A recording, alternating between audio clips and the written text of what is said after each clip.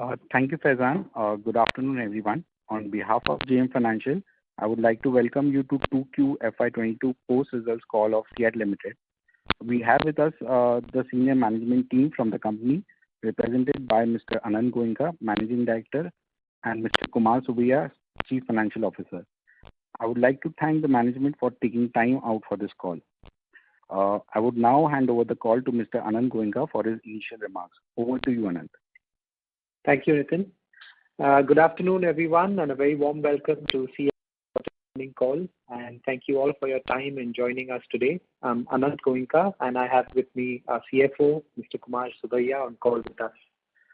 I hope all of you are all well. And as usual, we'll start with a few brief remarks from me and Kumar, post which we'll be happy to take questions. The quarter started on a relatively positive note on the demand side as markets started opening up post-COVID wave 2. In the replacement market, recovery was strong in the passenger segments with demand going back to normal levels. Commercial segments, CV as well as the farm segment were relatively weak. Overall for us, replacement volumes grew at about 23% sequentially with a marginal decline of about 3% on a year-on-year basis. OEM volumes grew at about 35% sequentially and 17% year-on-year on largely because of a lower base. Semiconductor shortages continue to impact recovery in the passenger OEM segment. Exports have continued to do well for us with a sequential volume growth of about 10% and a year-on-year growth of almost 50%. Overall, we saw a sequential volume growth of about 23% year-on-year and 9% during the quarter. The demand situation looks positive. On the other hand, costs have continued to rise. Our raw material basket went up by about 6.5% sequentially on account of higher crude prices and logistical challenges resulting in higher freight rates. The increase was higher than our estimate of 5% at the beginning of the quarter. We took staggered price increases during the quarter to offset the impact, but these were not commensurate with the raw material inflation, and hence our gross margin contracted by about 1.8% over Q1 levels. Higher volumes helped in better absorption of fixed costs. As a result, our standalone EBITDA margin stood at 8.9%, slightly higher than Q1. We ended our quarter with a standalone PAT of 36 crores. Our OEM strategy is playing out well, and we continue to strengthen this aspect of our business. We continue to do well on the passenger side, as well as continue to be a preferred partner in two-wheelers and three-wheelers in the e-mobility space. We've also revamped our CEAT shops with a more modern look and several customer-friendly features. The new design has been rolled out in select cities from August onwards. We continue to invest in marketing. We launched 2 major marketing campaigns this quarter, the Secura Drive for passenger car and UV tires featuring our brand ambassador Amir Khan, and CEAT Grip X3 for two-wheeler tires. Both campaigns are focused on reinforcing CEAT's safer mobility brand appeal.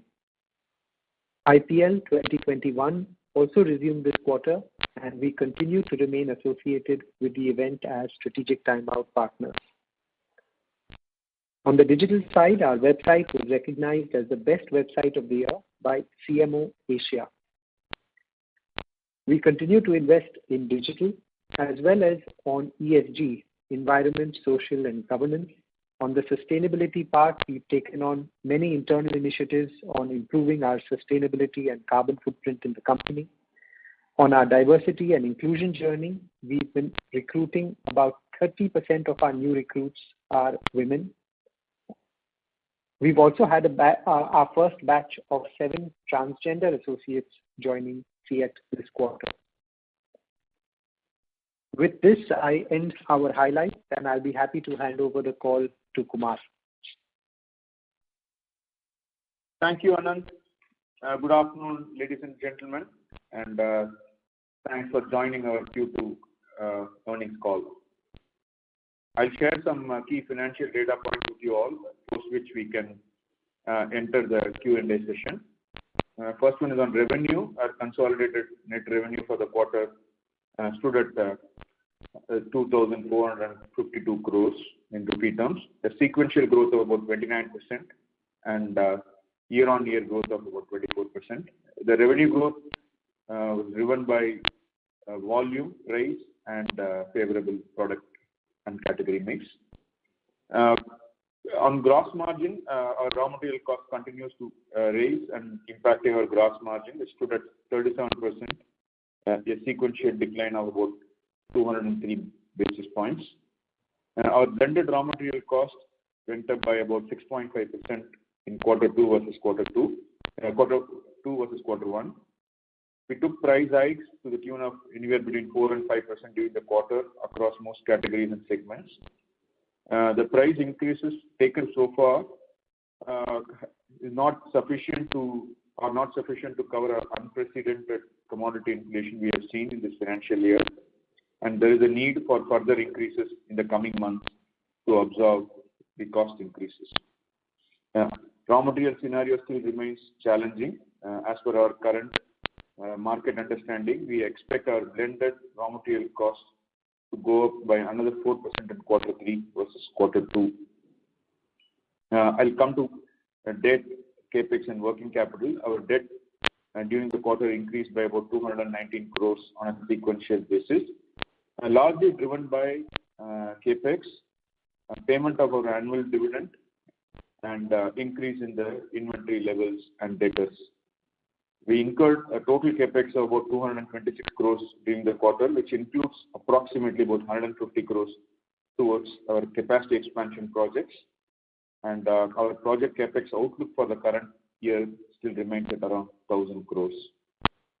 Our operating working capital increased by about a little over 100 crores in the last quarter, largely due to higher inventory levels, both in raw materials as well as in finished goods, and also increase in receivables arising out of higher scale of operations. We are taking steps to reduce the both in raw material inventory in quarter three. Operational expenses during the quarter, as a percentage of turnover, was lower compared to quarter one, largely on account of higher scale of operations. Our advertisement costs returned to normal levels, increasing by about 70% over the previous quarter due to full-scale resumption of our marketing efforts and as well as IPL event that happened in quarter three. Employee costs declined by 3% sequentially, which is largely driven by reduction in some of the COVID norms-related expenses. We continued our effort to optimize our rest of the operating costs. Along with some scale benefit, we are able to manage our EBITDA margin at quarter one levels. Our consolidated EBITDA stood at 225 crores, in terms of percentage, about 9.2%. Now, coming to depreciation and interest costs, during the quarter, we recognized right of use asset under Ind AS 116, aggregating about 61 crores on the rental arrangements with CFAs, DCs, and OEM godowns. The same is accounted with effect from April 2021, with necessary accounting being done in the current quarter. While this does not have any impact on our profit before tax, it has led to higher depreciation to the extent of 20.45 crores during the quarter. As it includes the depreciation for quarter one, the approximate impact on a quarterly basis about 10 crores, and other expenses has come down equivalent to the same number. Due to the above, our overall depreciation for the quarter moved up from about 96 crores to 121 crores. Since our debt has increased during the quarter, the finance cost has also gone up from about 46 crores in quarter one to around 50 crores during the quarter.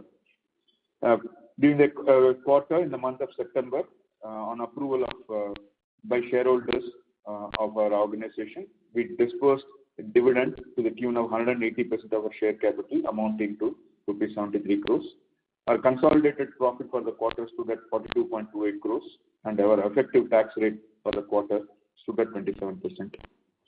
And we would also like to update you on the credit rating. In the month of September, our annual credit assessment was carried out by India Rating, and we were affirmed credit rating of AA for long term and A1+ for short term with stable outlook.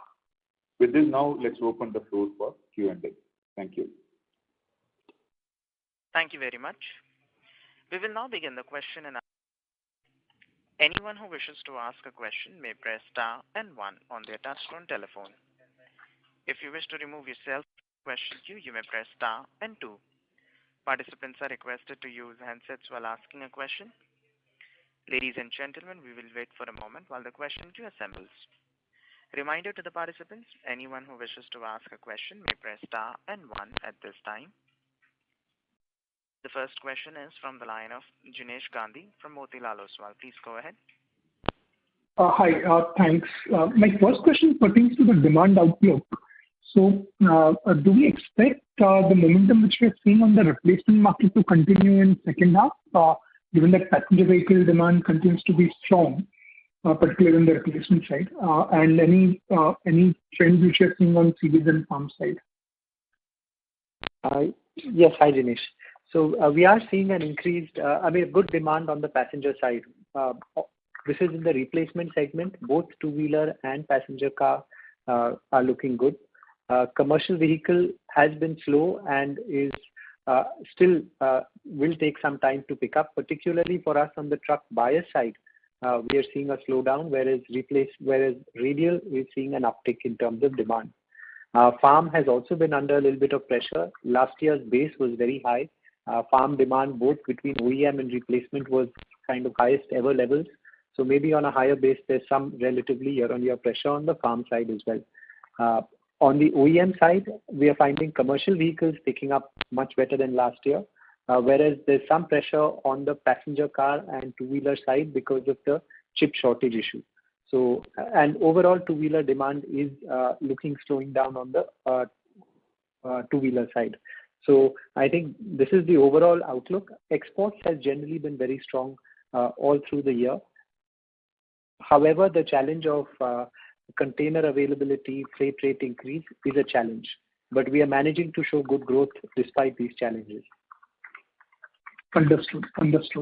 And with respect to the price hikes, you indicated 4 to 5% price hikes taken in second quarter. I'm presuming average would be lower considering the timing differences. Right. And expecting, so have you taken any further increases in October? Yes, we've taken about 2.5% in two-wheeler tires, about a couple of percentage points in passenger car as well, and about 3% in farm. This is what some of this has been taken in the middle of October, and some of it will be taken end of October. So 29th to the 1st of November will be on passenger car and farm, whereas two-wheeler 2.5% has already been taken. Okay. And after this price increase, there will be what, another 2 to 3% under recovery on account of commodity cost inflation, or it will be higher than that? So we expect about a 3.5-4% increase in raw material in quarter 3.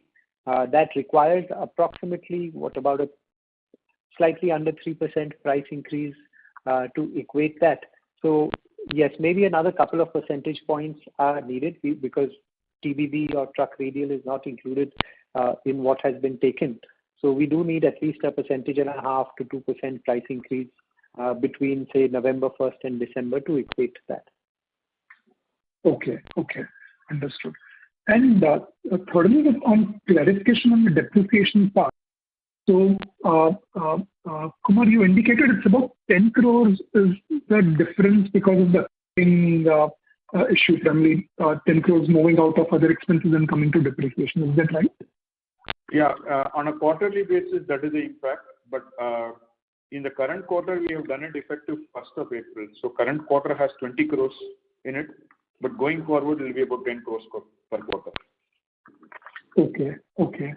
And any sense on what would be our normalized run rate of depreciation, maybe say for FY23, given that by then we'll be having a large part of our capacities fully operational? Okay, see, current quarter, I'll explain current quarter and then I'll also give you a broad outlook. Okay, current quarter, our depreciation is about 120 crores. Okay, and just to make sure that it is comparable, you have to remove about 10 crores. Okay, so because it includes 10 crores relating to earlier quarter, then the number comes down to about 110, okay, and for the current quarter. In the current year, we would still incur capex as per the original plan, which we cover it separately. Okay, so and depreciation is linked to the assets that we capitalize. Okay, so I expect depreciation to, in the event that we go ahead with all the capex and capitalize all the assets, etc., another about 15 to 20 crores kind of a depreciation impact could come in the next financial year progressively. Okay, so additional 115 to 120 crores over FY 22. 20 crores over and above the current quarter, per quarter. Okay, got it. And last question on our current utilization rate. So can you share where are we with respect to utilizations in key segments? Yeah, utilization levels are relatively strong. They've done well in all the new capacities that we set up in Ambernath, which is our off-highway tire. We are nearly fully utilized. There's been a small expansion that we did a few months ago. Passenger car, we are also quite well utilized. Chennai is ramping up. Halol is fully utilized in passenger car segment, and Chennai is ramping up as we speak. I'd say we are today at about 80-ish% utilization. The area where we are underutilized is in truck bias. And truck radial also, we are ramping up. Okay, and on the two-wheeler side? Two-wheelers are looking good demand. We are over 80% utilization. Okay, great. Thanks. I'll come back. 85-ish%. Okay, great. Thanks and all the best. Yeah. Thank you. The next question is from the line of Amyn Pirani from JP Morgan. Please go ahead. Hi, thanks for the opportunity. My first question was on the gross margin. So, would you say that almost all of it is because of raw material, or is there an angle of revenue mix also? Because if I look at your revenue mix, your replacement share has come down significantly first half this year over first half of last year. So, is the gross margin also because of this mix change, or is it entirely due to the raw material pressure?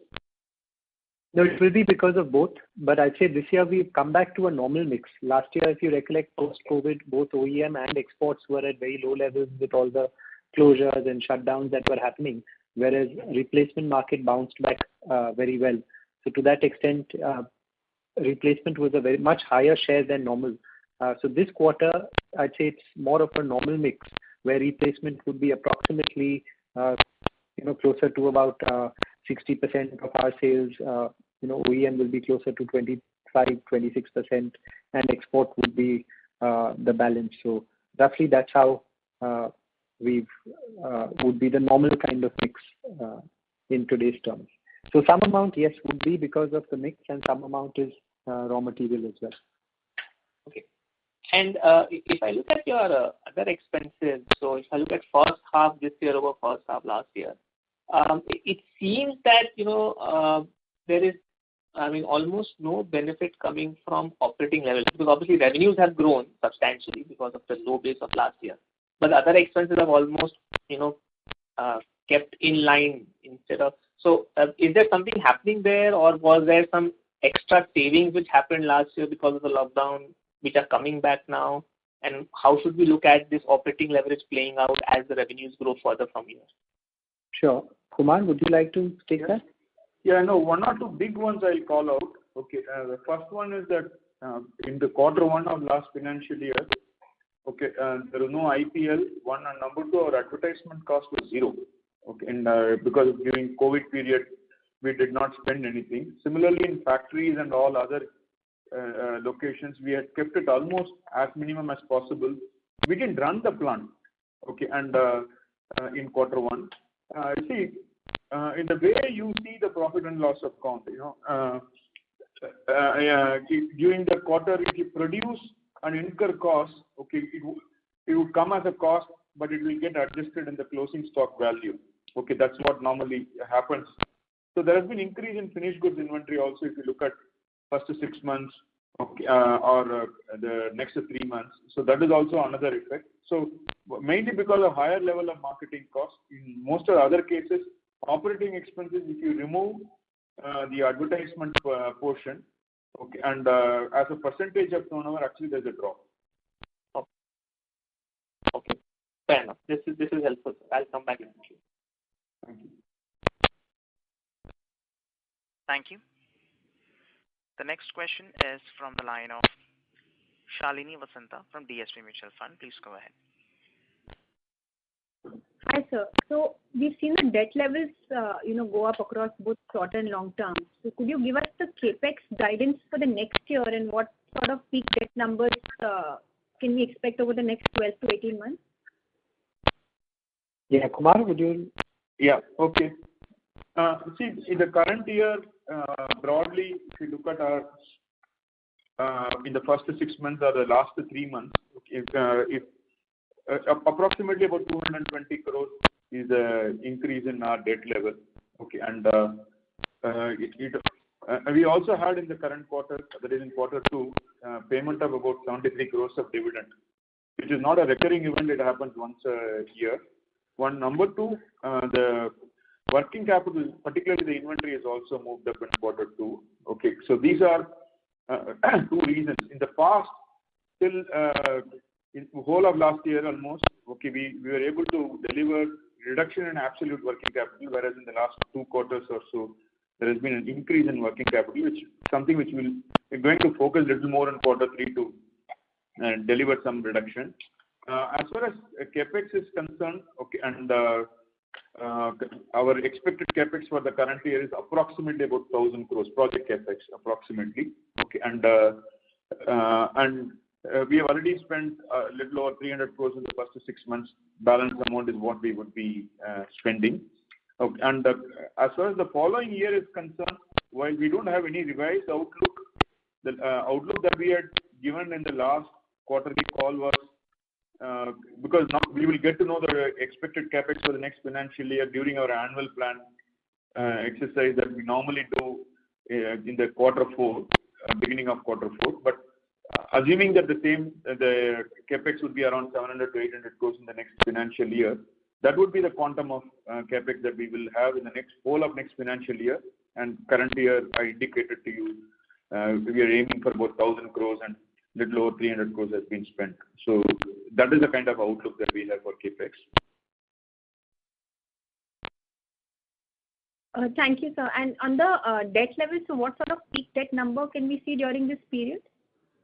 Okay, difficult to talk about the next financial year. Okay, and due to lower cash profit in the first 6 months, and also on account of increase in working capital, our debt level has increased in the first 6 months of the year, contrary to what happened. So our debt level as of 30th September is very equivalent to where we were in June 30th, 2020. So we've gone back to that particular level. Okay, in terms of peak debt, as of now, we don't intend to cut our capex significantly for the next 6 months of the year. As of now, that's what our plan is. But it depends on how the current quarter goes. During the course of the quarter, we may still review and take necessary steps. We expect the debt to go up by a few hundred crores. Exact amount we're not able to tell you because it's linked to amount of our operating performance and operating cash flows. But certainly expect in the current financial year, in the balance 6 months of the year, it could go up by a few hundred crores. Sure, sir. Thanks a lot. That helps. Thank you. The next question is from the line of Chirag Shah from Edelweiss. Please go ahead. Hello. Hi, Chirag. Yeah, hi. Hi, thanks for the opportunity. So, Anand, I just missed the opening comments. Just wanted to first understand the volume growth for the quarter. Volume growth year-on-year or quarter-on-quarter? Either way, so you can share it. 23% was our volume growth quarter-on-quarter, and year-on-year was about 9%. Okay. 23% Q1. Quarter-on-quarter. Okay. Thanks for this. My second question is on competitive intensity in general. So there were some apprehensions 6 months or 9 months back. Maxis coming in two-wheelers and Apollo Tyres also trying to find a foothold. After the 9-12 months of their entry, what is the scenario today? Has profitability for the industry come down marginally, or profitability is intact and there could be some market share loss among players? That is how industry is stabilizing. Right. There has been some marginal drop in profitability in two-wheelers. I'd say this was at one time, about 4 years ago, there was quite a substantial drop at relative basis when there was a price drop taken at that point of time.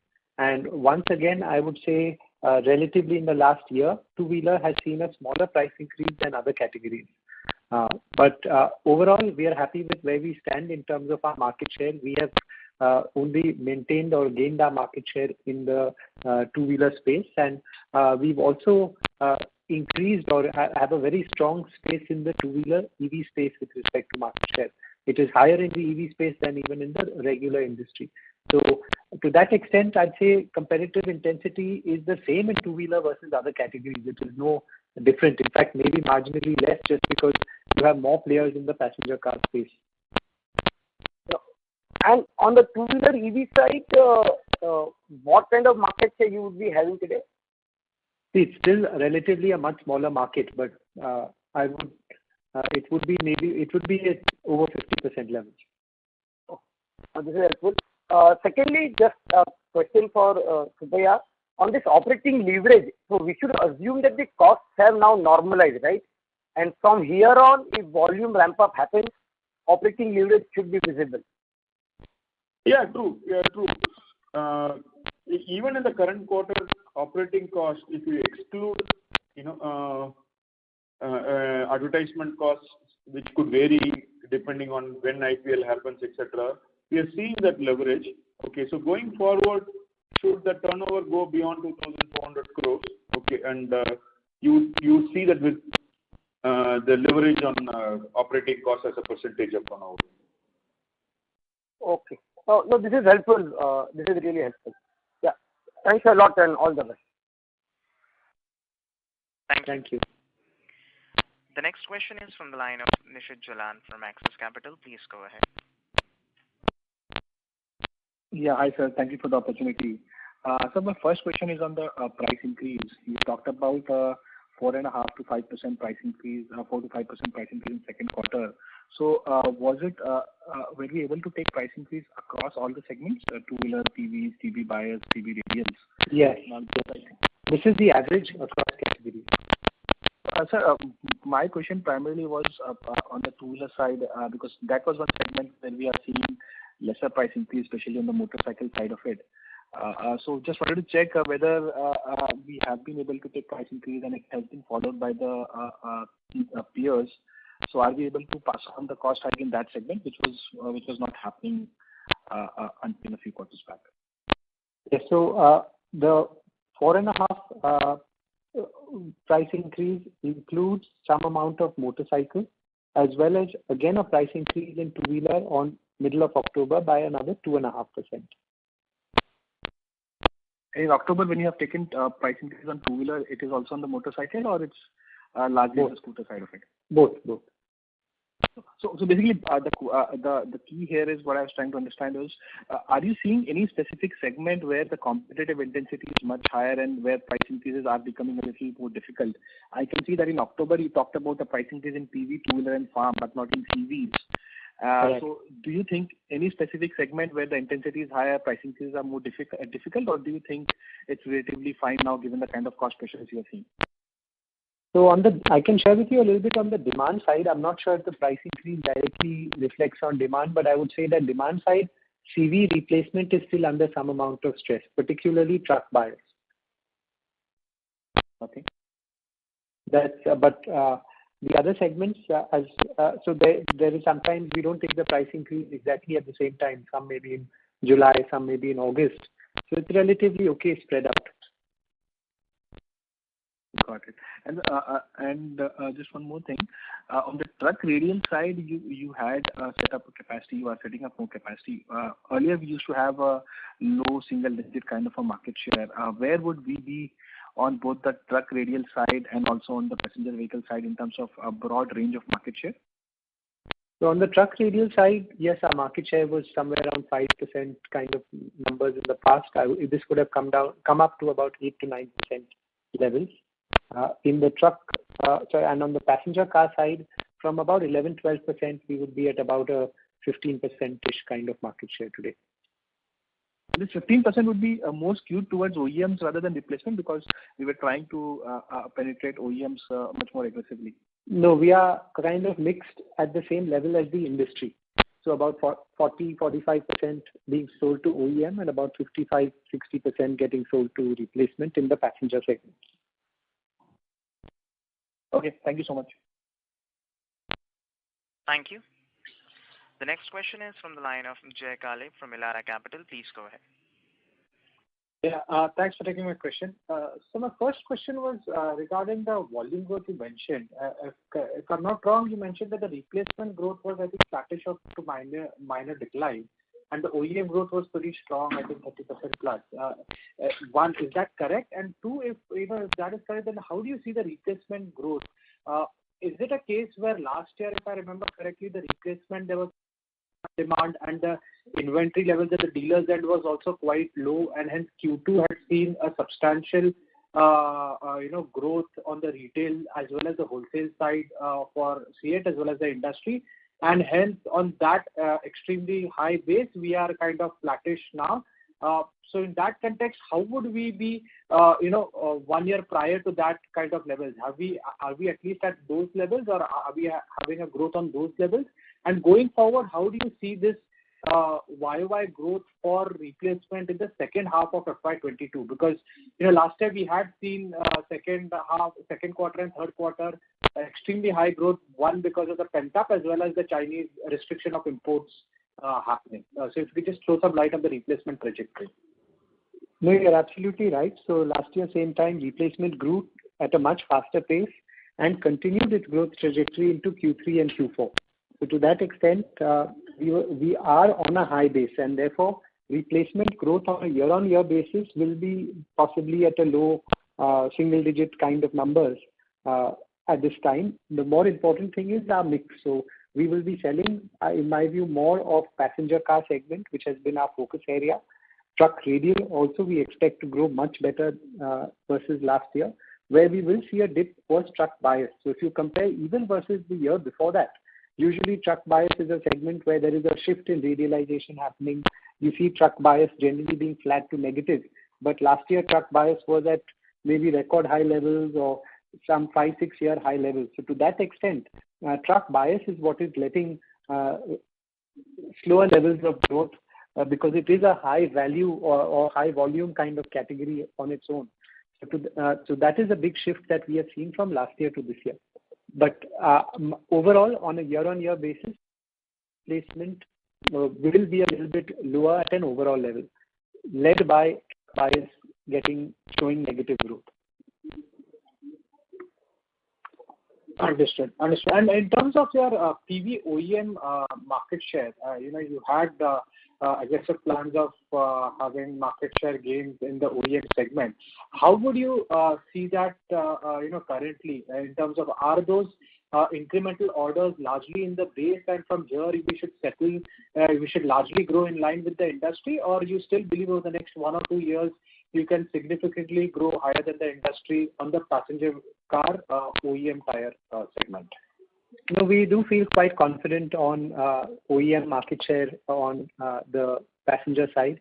We would be at 15% plus levels with respect to market share in the passenger car and UV passenger car space largely.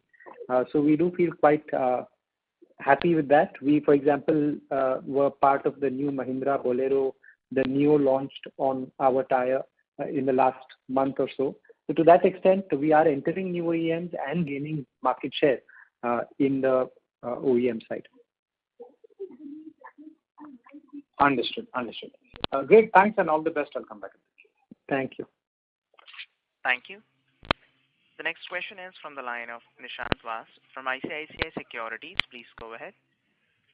Yeah, hi, Anand. Thanks for the opportunity. So small clarification to your response to the earlier question. So is it right to assume when you mentioned that the utilization of bias is down, this is primarily the truck bias impact, which might be a like underlying demand slowdown issue, or do you think there is that pent up on the bias side has happened and that is an ongoing issue?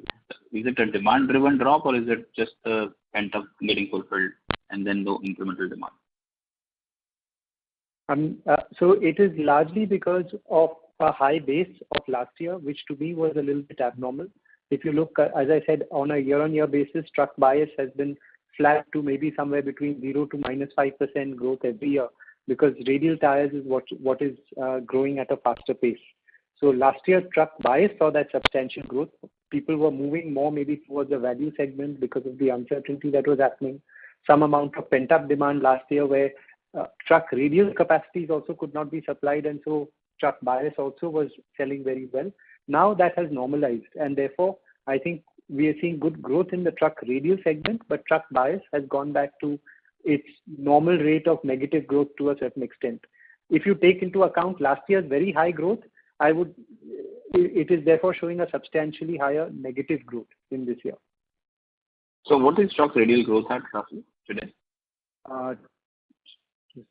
The truck radial would be growing at least for us at possibly 20%-ish kind of levels.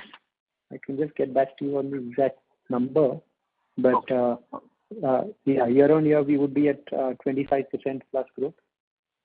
Understood. The second question is on your marketing spends and your trajectory on that. I heard Kumar saying that it's gone up by 70% quarter on quarter.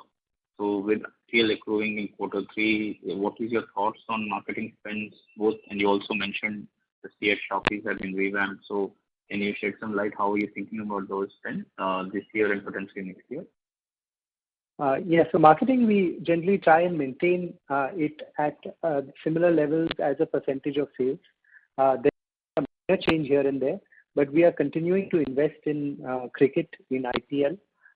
So some amount of IPL was held coming on to October as well. So there will be some amount of the IPL cost impact with respect to October. But our marketing spend will not go up as a percentage of sale. It'll be at similar kind of levels is what we would like to maintain it at. So when you say similar, you would say similar to pre-COVID percentages that you were doing? Yes, as a percentage of sales will continue at that level. Understood. Third question is, I think probably you or Kumar can answer, is on the people cost side. I think I heard Kumar mention about COVID spends not recurring. So can you just remind us what was that spend for last quarter, and what is your trend of people cost that we should expect going ahead? Yeah, Kumar, would you like to share that? Yeah, approximately about we're spending about 5-6 crores per quarter on an incremental basis due to some COVID-related SOPs that we had to adhere to in our manufacturing locations. So, and that amount came down in the month of September onwards. Okay, if things are okay under normal conditions, we would be spending much less. For example, we're providing transport facilities, and the number of people who are sitting in the buses were far lower, maybe 50% of what it was earlier, etc. So some of them we have relaxed a bit in quarter 2, and third also in quarter 2, a little lower level of production towards the later part of quarter 2, so leading to some reduction in employee costs, particularly on the contractual side. But for you to make your own estimates, okay, you can always assume in quarter 1 as the base, and as and when we add people in factories and some annual increase. So about 175 was the kind of a number that we saw in quarter 1.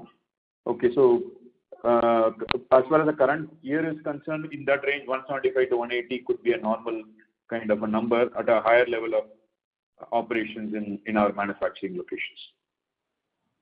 And with some of these capitalizations of new facilities coming on next year, will that meaningfully increase or should be nominal increase? The amount of employee costs that we capitalize is very small. Okay, employee cost increases only when we add people for us. So whenever we ramp up production, okay, in general, we tend to add people at least 6 months in advance, 6 months before the real requirement. So from that point of view, we'll keep adding people, but capitalization will have limited relevance.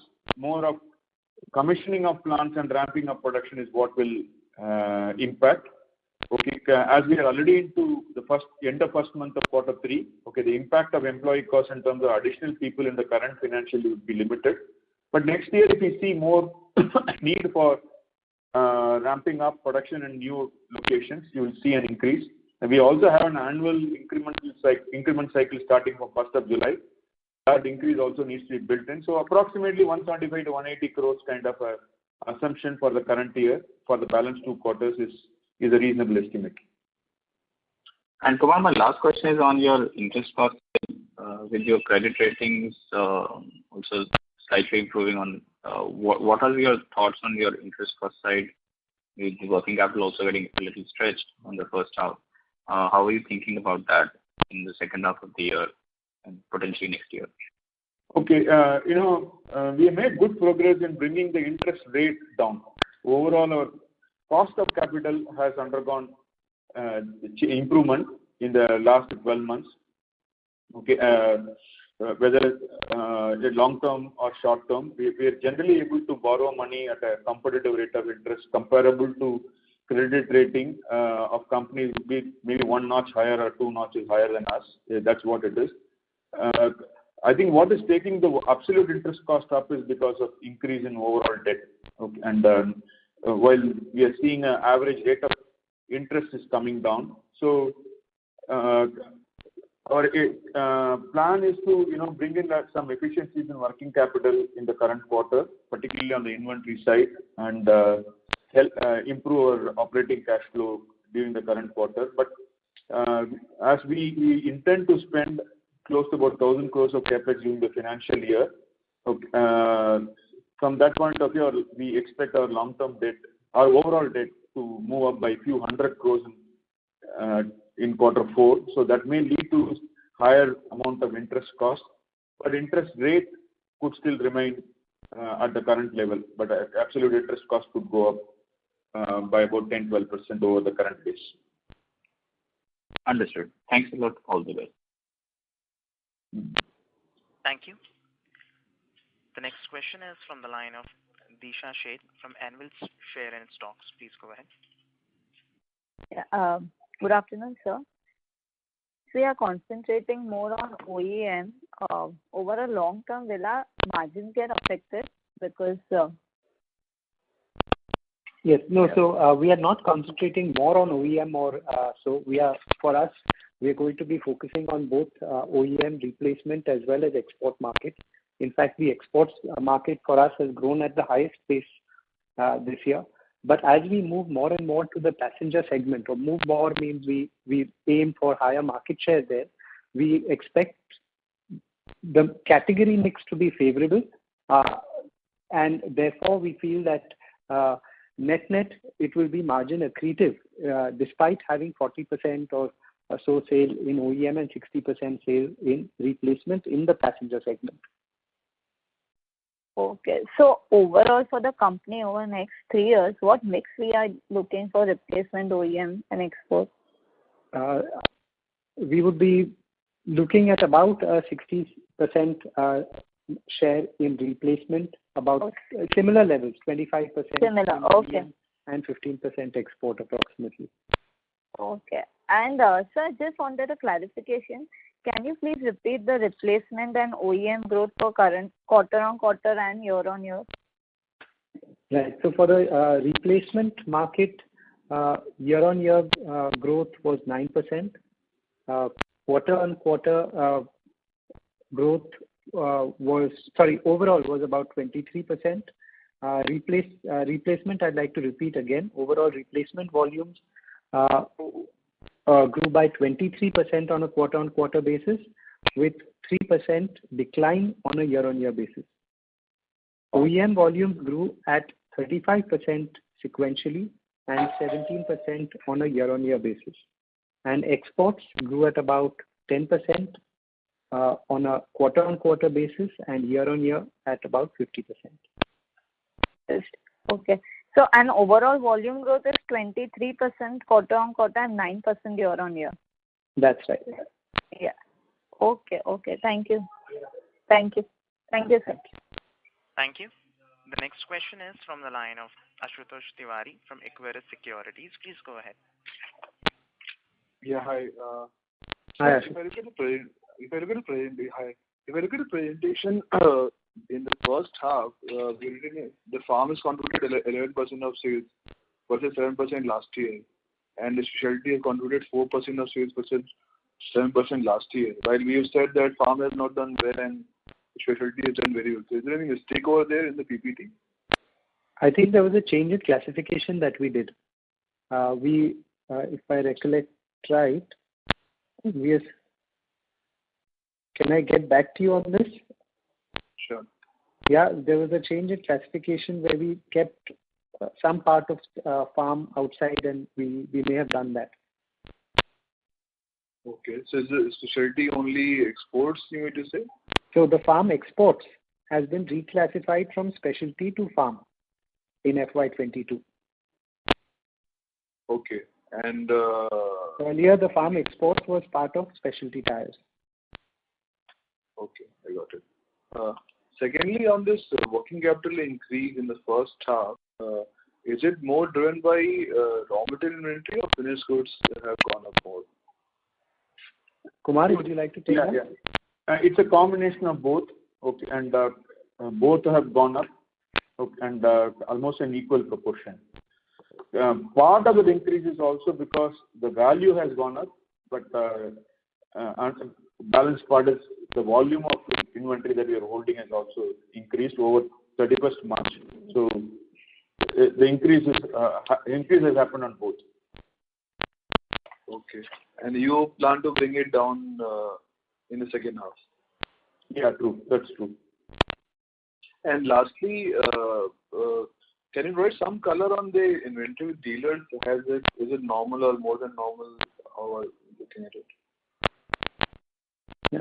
It would be at market rate is what we try and maintain it. I don't recollect the percentage right now, but we can get back to you on that. Kumar, do you remember? Anand, there is no change in the level of inventory with the dealers. There has not been any change, any significant change in the quantum of inventory that the market, the dealers hold in the given period. And on TBR side, you mentioned that we've seen 25% volume growth. So is it like we are doing well because of the because of the lower market share, or does the market also have done decently well in TBR in the last quarter? Sorry, how has the market done in TBR in the last quarter in the replacement segment? Yeah. You mentioned that you said 25% growth YOY in TBR volumes. So is it because of our market share though, that's why we are doing well, or even market have done better in that TBR? I think both cases, but we had a relatively lower base, so we would have done better than the market with respect to overall growth. We grew well. A lot of the growth also came from OEM growth. So OEM base last year was very low. So it was led by OEM, followed by exports and then replacement. So is the TBR replacement volumes up YOY for us? Yes, it is up, strong double digit. Okay, got it. Thank you. Thanks a lot. Thank you. Thank you. The next question is from the line of Siddhartha Bera from Nomura. Please go ahead. Yeah, thanks for the opportunity, sir.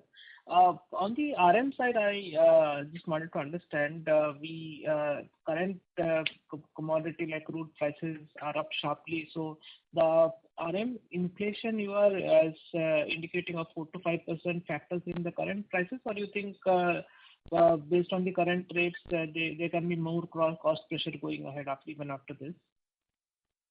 So currently, as I said, in quarter three, we are seeing about a 4% kind of price increase overall on a raw material basket.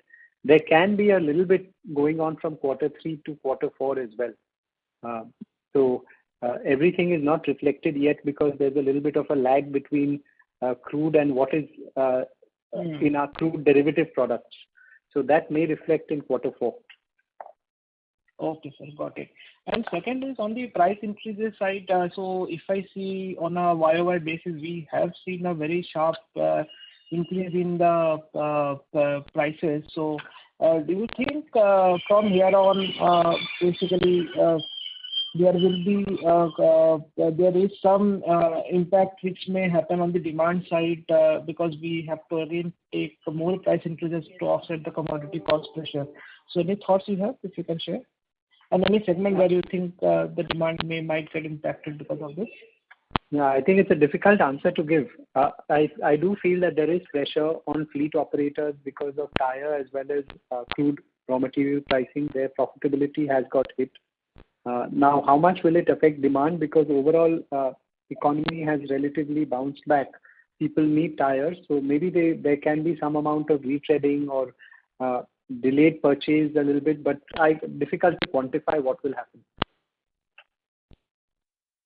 Oh, got it, sir. At least on the consumer side, do you think there will be longer replacement cycles or anything which some of these things can come into which can affect demand, or you don't think that is much of a possibility even on the consumer side? No, I'm a little doubtful on the consumer side. I think the commercial segment is a little bit more sensitive, and commercial passenger car should be okay. Got it, sir. Okay, thanks a lot. Thank you. Ladies and gentlemen, that was the last question. I would now like to hand the conference over to the management for closing comments. So thank you all very much for your interest in CEAT and your time today. We look forward to seeing you once again, same time next quarter, and do stay safe and take care. Thank you very much. Thank you. Ladies and gentlemen, on behalf of JM Financial, that concludes this conference. Thank you for joining us, and you may now disconnect your line.